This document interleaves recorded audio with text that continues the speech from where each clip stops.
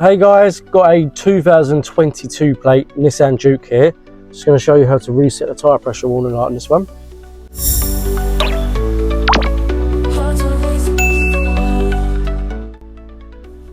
So on this one we're going to use the screen in front of the steering wheel on the dash and the buttons on the left hand side of the steering wheel. From here, I'll scroll across until we get to the settings. Then I'll scroll down to tyre pressures, then click in OK. Come down to calibrate. Now first make sure your tyres are pumped up to the correct pressures, and then you want to press calibrate, OK. Confirm reset, yes.